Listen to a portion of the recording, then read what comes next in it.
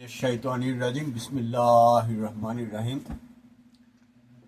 বাংলাদেশ মানব জোটের পক্ষ থেকে আমি কাজী মোশাররফ হোসেন, লস অ্যাঞ্জেলেস থেকে। সংস্কার এবং বৈষম্যের কারণে যে বিপ্লব ঘটে গেল, তার পরিক্রমায় দেশে সংস্কার তো করতেই হবে। ইনশাল্লাহ ইলেকশনও হবে। আমরা জাতি হিসাবে এই 53 বছর যেভাবেই পাশ করি না কেন, আমরা একজন এই বাংলাদেশকে সত্যের পথে, সুন্দরের পথে নিয়ে যাওয়ার জন্য একজন রাষ্ট্রনায়ক পেয়েছি, ডক্টর মোহাম্মদ ইউনূস। আশা করি তার হাত ধরে বাংলাদেশ দ্রুতই অভীষ্ট লক্ষ্যে এগিয়ে যাবে। সংস্কার প্রয়োজন, এবং যেটি এই সময়ে মহা গুরুত্বপূর্ণ হয়ে দাঁড়িয়েছে সেটা হলো আমাদের পুলিশ ভীত, সন্ত্রস্ত এবং এমন একটি পর্যায়ে গেছে যে যেখান থেকে দেশের শান্তি শৃঙ্খলা রক্ষা করা একটা কঠিন বিষয়। প্রথমত, আমরা সবসময় পড়ে আসছি বা সব দেশেই বলে যে 3টি বিভাগ,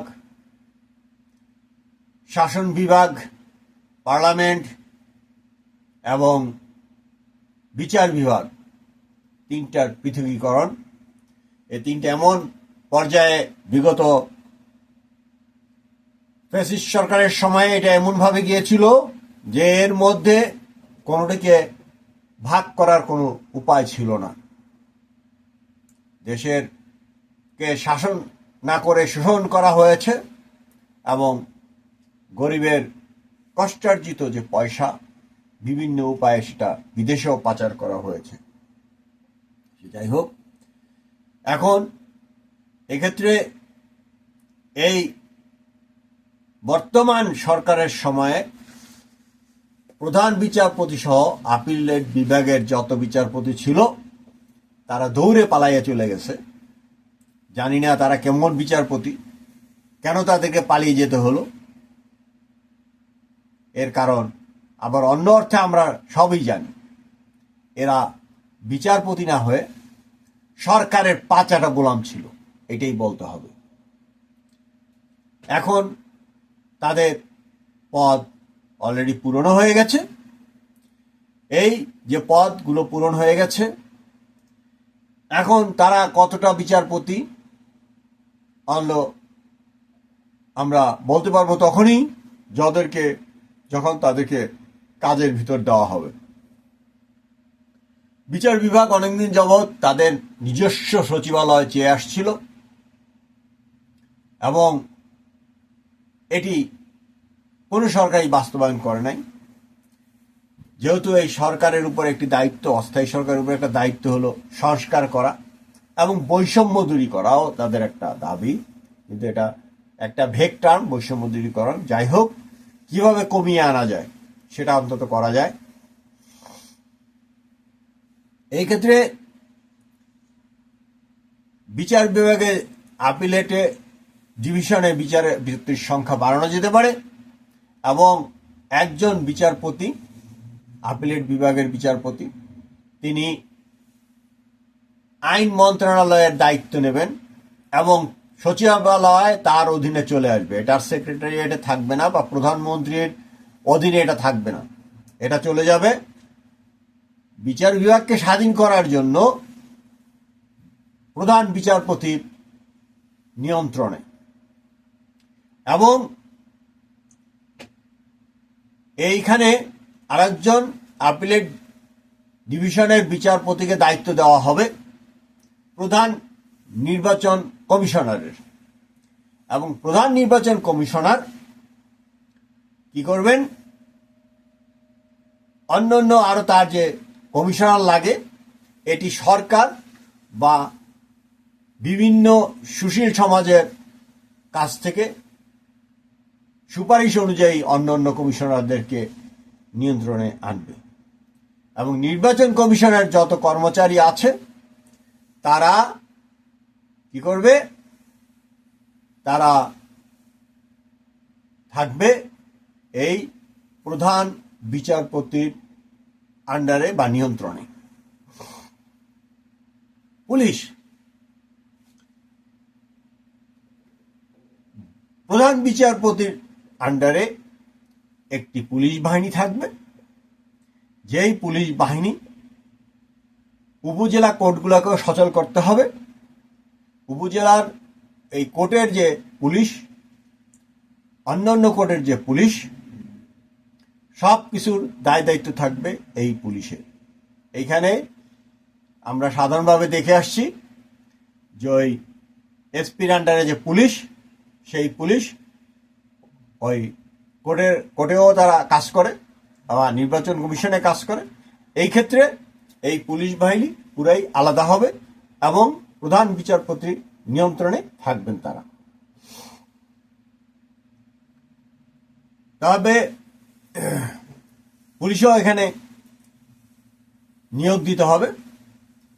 ন্যূনতম কলেজ পাস, মানে 12 গ্রেড পাস, এরকম দেখে দেখে এটি অনতিবিলম্বে নিয়োগের ব্যবস্থা করা হোক এবং তাদেরকে প্রাথমিকভাবে 15 দিন বা 1 মাসের একটা ট্রেনিং দিয়ে তাদেরকে নিয়োগ দিয়ে দেওয়া হোক। তাহলে একটি নির্বাচনের জন্য আমরা প্রধান বিচারপতির অধীনে যে জিনিসটা আমরা প্রথমে পেয়ে গেলাম সেটা হলো নির্বাচনের জন্য একটি আলাদা পুলিশ, এবং এই নির্বাচন কমিশন থাকবে প্রধান বিচারপতির একজন আপিলেট ডিভিশনের, যিনি প্রধান নির্বাচন কমিশনার হবেন, তার অধীনে এটি থাকবে। এখন থানার যে পুলিশ, এদেরকে আরো কাজে লাগানোর জন্য এখানেও এখনো প্রচুর বেকার সারা বাংলাদেশে। সেখান থেকে একইভাবে উচ্চ মাধ্যমিক পাস হতে হবে প্রত্যেকটা পুলিশকে, এবং তাদেরকে 5 বছর বিভিন্ন ধরনের ট্রেনিং দেওয়া হবে। এবং এই যে চাকরিগুলো হবে সবগুলাই হবে 5 বছরের একটি চুক্তিতে। তাদেরকে যে কোনো সময়ে চাকরি থেকে চ্যুত করা যাবে, সেটা কোনো কারণ দর্শিয়ে বা না দর্শিয়ে। এবং যদি অভিযোগ পাওয়া যায়, সেই অভিযোগের কোনো তদন্ত করা হবে না। 3টি লিখিত অভিযোগ থাকলে যে কোনো কর্মচারীকে এখন থেকে অন্তত যেইখানে কর্মচারী নিয়োগ দেওয়া দরকার সেখানে নিয়োগ দিতে হবে। এবং শর্ত থাকবে একটাই, যে সরকার একতরফাভাবে তাদেরকে ডিসমিস করে দিতে পারবে।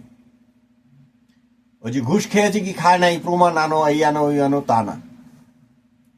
এখানে অভিযোগ পাইলেই তাকে আর ওই পদে থাকা যাবে না, এমনভাবে চলাফেরা করা যাবে না যে মানুষ একজন কর্মকর্তার বিরুদ্ধে অভিযোগ আনতে পারে। এবং দেখা যায় যে আমাদের যদি 500টি থানা থাকে, প্রতিটি থানায় এখন অনেক আর্মস আছে যেগুলো উদ্ধার হয় নাই, প্রায় 2000-এর মতো। এটা একটা বিপুল সংখ্যক। প্রতিটি থানায় অন্তত 20 জন করে আমাদের সেনাবাহিনী সৈনিক ডেপ্লয় করা হোক। 20 জন মানে হচ্ছে প্রায়, যদি 500 থানা আমরা ধরি, থানার সংখ্যা একটু বেশি আছে, তাতে 1020 সৈনিক আমাদের দরকার। এবং এদেরকে ওইভাবেই অর্ডার দেওয়া থাকবে যে ওই যে নতুন একটা শব্দ বেরোইছে যে মব, এই মব যে বিভিন্ন জায়গা থেকে শুরু করে, হাট বাজার থেকে শুরু করে সবকিছু দখল করার চেষ্টা করতেছে, জাস্ট 3টা ওয়ার্নিং দিয়ে গুলি চালায় দিবে। দেশকে, খারাপ লোককে দমন করতে হলে এর কোনো বিকল্প নেই, সারা পৃথিবীতেই আছে। 3বার ওয়ার্নিং দিবে যে just move from here, get out from here. প্রত্যেকটি থানায় যাতে 3 শিফট 4 শিফট করে তারা ডিউটি করতে পারে, অন্তত 5 জন করে 20 জন ডেপ্লয় করা হোক। তখন আর পুলিশের কোনো অস্ত্র নিয়ে বের হতে হবে না। মানুষ আসবে, তাদের কিছু বলার থাকলে, লেখানোর কিছু থাকলে, কেস করতে হলে কেসগুলো করবে। আর একটা হলো এটা আমার মানব জোটের পক্ষ থেকে প্রস্তাব, বাংলাদেশ মানব জোটের পক্ষ থেকে প্রস্তাব, যে আল্লাহ ঘুমান না, আমাদের প্রতিটি গ্রামকেও সেইভাবে সরাসরি সরকারের নিয়ন্ত্রণে আনতে হবে। আমরা যাদেরকে গ্রাম চৌকিদার বলি, আমি তাদেরকে, এখন আর চৌকি নাই, চৌকি সিস্টেমও নাই, চৌকি সিস্টেম বড়ও ছিল অনেক গ্রাম থেকে এক একটা চৌকি। সে যাই হোক, এখন থেকে আমরা তাদেরকে গ্রামদার বলবো, এবং এই গ্রামদার হবে কমপক্ষে 3 জন। তারা 8 ঘন্টা করে গ্রামের তাদের যে কোনো একটা মসজিদের পাশে বা তাদেরকে আলাদা ঘর করে দেওয়া হবে, যেখানে তারা এই গ্রাম পর্যবেক্ষণ করবে। এবং তাদেরকে অবশ্যই সিকিউরিটি জব যারা করে সেরকম কিছু উইপন্স দিতে হবে, যেমন মারতে আসলে ওই আপনার ওই মরিচের গুঁড়া বা পাউডার এই জাতীয় ছুঁড়ে দিতে পারে, বা ওই লাঠি, তারপরে টর্চ লাইট। আর একটা হলো যে ছবি তোলা যায় এরকম ফোন, ছবি তোলা যায় এরকম ফোন। এবং এই যে তারা কাজ করবে 8 ঘন্টা করে, এবং এদেরকে যে 2 ঘন্টার পরে যে 15 মিনিটের ব্রেক আছে, সেটা তারা হয়তো একটা সাইনবোর্ড লাগাই নিবে যে আমি 15 মিনিট পরে ফিরছি, চা খেয়ে বা রেস্টরুম করে। আর আধা ঘন্টার যে বিরতি আছে, এটি একটি গ্রামের ব্যাপার, যেহেতু এটি একজন ইমাম এবং একজন মুয়াজ্জিন, এদের সাথে 3 জনকে এমনভাবে করা হবে যে আধা ঘন্টার যে ব্রেক আছে, এই ব্রেকের সময় ওই ইমাম সাহেব বা মুয়াজ্জিন সাহেব আইসা তাদের রিপ্লেসে ওই অফিসে বসবেন। কোনো লোক যদি এই অফিসে আসে বা কোনো লোক যদি ওভার স্টে করে রাতে, তবে একটা খাতা থাকবে, সে খাতায় লিখে রাখতে হবে। এবং এদেরকে যে বিরতিটা দিতে হবে, এই বিরতির জন্য মুয়াজ্জিন সাহেব এবং ইমাম সাহেব তাদেরকে এই রিপ্লেসটা করবেন। এবং তাদেরকে যে বেতনটা দেওয়া হবে, আমি বলছি, দেখলাম যে একজন চৌকিদার 6,500 টাকা মাসে বেতন পান। স্যার, আপনি তো বিদেশে ঘোরেন, আমি প্রধান উপদেষ্টাকে লক্ষ্য করে বলছি, এরা যদি $225 করেও বেতন না পান, কিভাবে একটা লোকের চলে বলেন? এরা কিভাবে পরিচয় দিতে পারে যে আমি একজন সরকারি কর্মচারী? গ্রাসরুট লেভেলের সবচেয়ে টার্সিয়ারি লেভেলে যেই পদটি আছে, সেটি হলো একজন চৌকিদার। আমি এটাকে গ্রামদার বলতে চাচ্ছি। এই গ্রামদার সাহেবদের বেতন যা পাচ্ছে তার সাথে আরো 20,000 টাকা অ্যাড করে তাদের বেতন শুরু করেন। এবং এই চতুর্থ শ্রেণীতে যারা আছে সবাইকেই অনতিবিলম্বে আমি আপনাকে অনুরোধ করব যে আরো 20,000 টাকা করে অ্যাড করে দেওয়ার জন্য। তবে এটা আমাদের যে মুখ্য সচিব আছে, যিনি সর্বোচ্চ বেতনভোগী কর্মচারী, তার বেতনের ক্ষেত্রেও এই 20,000 টাকা যুক্ত করতে হবে। কারণ বাজারের যে মূল্য যেভাবে বৃদ্ধি পেয়েছে, এই কাজটা করেন পরে আমি অন্য কোনো এপিসোডে, কারণ এই যে 20 ধাপের যে বেতন কাঠামো, এটি ছিল 1970-71 সালে ছিল 10 ধাপের, কিন্তু প্রাক্তন প্রেসিডেন্ট ও মেজর জেনারেল জিয়াউর রহমান এটিকে 20 ধাপে ভাগ করেন। আবার ঈশ্বর সাহেবও কিছু কাজ করেছিলেন। উনি অধস্তন কর্মচারীদেরকে 3টি টাইম স্কেল আর একটা সিনিয়র স্কেল এরকম দিয়েছিলেন, প্রায় 4টি সুযোগ সুবিধা উনি দিয়েছিলেন অনেকেই। যাই হোক, সেটা অন্য প্রসঙ্গ। এবং যদি কোনো গ্রামে কোনো অকারেন্স ঘটে, তবে এই গ্রামদার বা এই চৌকিদারের কাজ হবে থানায় বা প্রত্যেকটা উপজেলাতে একটি করে রায়ট পুলিশ বা একটি আনসার ক্যাম্প থাকবে। এবং অনেকেই বলে ফেলেছেন যে র্যাব তুলে দিতে হবে, আমিও সেটা বলি, র্যাব তুলে দেন এবং প্রত্যেকটা উপজেলাতে একটি করে ক্যাম্প থাকবে, যেই ক্যাম্পে আনসার বাহিনী থাকবে, আনসার ব্যাটালিয়ন থাকবে। এবং এই গ্রাম পুলিশ গ্রামে কোনো অঘটন ঘটার সম্ভাবনা থাকলে বা বিভিন্ন সময়ে সে রিপোর্ট করবে এবং থানায় এবং প্রয়োজনে আনসার ক্যাম্পে রিপোর্ট করবে। আনসারেও একই জিনিস হয়ে গেল, তারা এই সরকারের কাছে এই দাবিগুলো কিন্তু আগের সরকারের কাছেও ছিল, যে যারা যারা আন্দোলন করতেছে এগুলো আগের সরকারের সময়ও ছিল। যাই হোক, তারা একটা পেজগিরির মধ্যেই পড়ে গেছে। কিন্তু এই নিম্ন শ্রেণীর যারা ফোর্থ গ্রেড আমরা তাদেরকে বলি, তাদেরকে এই সমস্ত আন্দোলন থেকে দূরে রাখতে হলে অবশ্যই প্রত্যেককে অন্তত 20,000 টাকা করে অ্যাড করে দেন বেতনের সাথে। এবং এটি বাংলাদেশ প্রজাতন্ত্রের যিনি মুখ্য সচিব আছে বা ওই লেভেলের কর্মকর্তা আছেন, তারাও ওই 20,000 টাকাই পাবেন। কিন্তু চালের দাম, মাছের দাম, ডিমের দাম, ওষুধের দাম বাড়লে একইভাবে বাড়ে। কাজে প্রত্যেকটা কর্মকর্তা 20,000 টাকা করেই পাবেন। ওই বেতনের সাথে পার্সেন্টেজ অ্যাড এটি না করে এটা করেন।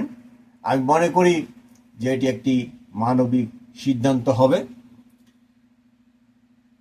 এবং যথেষ্ট বেকার লোক আছে, এই জন্য এই আমাদের পুলিশকে রিফর্ম করা দরকার।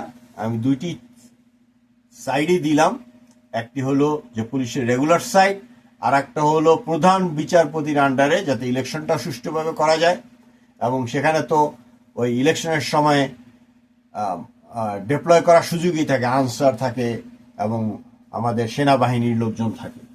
যাই হোক, গত ইলেকশনের সময় বলেছিলাম যে আমাদের ওই প্রতি 2টি বা 3টি জেলায় বা প্রতি ডিভিশনে আলাদা আলাদা করে ইলেকশন করার জন্য। কিন্তু চোরে না শোনে ধর্মের কাহিনী, কারণ ধর্মের কাহিনী তো শুনবে না, কারণ তাকে 3 নাম্বারই 4 নাম্বারই করতে হবে, 2 নাম্বারই না, শুধু 3 নাম্বারই 4 নাম্বারই করতে হবে। এবং সেটা করেছে সে। বলেছিলাম যে পশ্চিমবঙ্গে পার্ট বাই পার্ট ইলেকশন হয়, 1টা ডিস্ট্রিক্ট, 2টা ডিস্ট্রিক্ট, 3টা ডিস্ট্রিক্ট, ঠিক সেভাবে করার জন্য। কিন্তু কোনো কিছুতে শোনে নাই। যাই হোক, যার যার কপালে যা লেখা সেটা সেই করবে, সেভাবেই সে এগিয়ে যাবে। কাজেই এইভাবে যদি আমরা অন্তত এদিকটাকে সামলাই দিতে পারি, প্রশাসনিক যে কাঠামোগুলো সেগুলোকে অবশ্যই একটি সুন্দর জায়গায় আনতে হবে। প্রসঙ্গে কর্মে চলে আসে এরশাদ সাহেবের কথা। এরশাদ সাহেবের উপজেলা সিস্টেম, যেটিকে পূর্ণাঙ্গ রূপ উনি দিয়ে যেতে পারেন নাই, বিএনপি বন্ধ করে দিছে। এবং এই শেষ সরকার কোনোরকম ভাবে এটা বাঁচিয়ে রাখছে। কিন্তু এই ক্ষেত্রে প্রত্যেকটা উপজেলা দরকার ছিল স্বয়ংসম্পূর্ণ করার। স্বয়ংসম্পূর্ণ করতে হলে যে কাজটি করতে হবে, বিচার বিভাগকে এখানে ফিরিয়ে আনতে হবে। বিচার বিভাগ ফিরিয়ে আনার জন্য এমনিতেই একটা আন্দোলন দেখতেছিলাম যে বয়স 35 করতে হবে, চাকরির বয়স সীমা 35 করতে হবে। আমি বলছি যে বাংলাদেশ মানব জোট মনে করে 35 না, এই বয়সটাকে করতে হবে 40 করে দেন, বা 40-এর আগেই তাকে সমস্ত কাজ করে এটার মধ্যে জবে ঢুকতে হবে। জবে যদি সে জয়নিং রিপোর্টটা 40 বছরের মধ্যে সাইন না করতে পারে, তবে সে তার জন্য সরকারি চাকরি বা আধা সরকারি চাকরি এগুলো আর করার কোনো সুযোগ থাকবে না তার জন্য। এটা পুরোপুরি না হয়ে যাবে। কি কারণে এটা বললাম? এই কারণে বলতেছি যে ধরা যাক একটি মেয়ে বিবাহ হইল, বাচ্চা টাচ্চা হইল, লেখাপড়াও করে ফেলছে, এখন তার অবসর সময় সে একটা চাকরি করতে চায়। ওকে, 40 বছরের নিচে হইলে ওকে, ততদিনে একটা মেয়ের অন্তত 2-3টা বাচ্চা বড় হয়ে যাওয়ার কথা। এ হলো একটা দিক। আর একটা হলো মনে আফসোস, আরে বিশেষ অফিসটা হইতেই পারলাম না, সে একটু আফসোসটা মিটাইলো। আর একটা হলো এই অনেক দুঃসাহসী লোক আছে, তাদেরকে আমি দুঃসাহসী বলবো এই কারণে যে সেই আর্জেন্টিনা থেকে যায় বিভিন্ন উপায়ে, সেখান থেকে হেঁটে হেঁটে হেঁটে হেঁটে আমাজনের জঙ্গল পার হয়ে ইউএসএ চলে আসে, কানাডা চলে আসে। এত বড় দুঃসাহসী তারা। কোথায় যাবে, কোথায় থাকবে, কি অবস্থা, জীবন মারা যাবে কিনা, দে ডোন্ট কেয়ার, তারা চলে আসে। এখন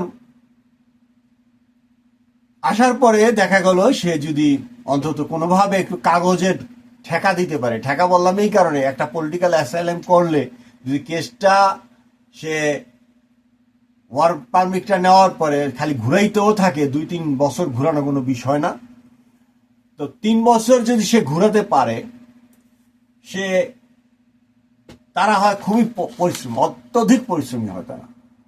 এরা দেখা যায় যে খেয়ে না খেয়ে সে প্রায় বাংলাদেশি টাকায় 2 কোটি টাকা জমিয়ে ফেলছে। এটা 2 বছর থেকে 3 বছরের মধ্যে করা সম্ভব।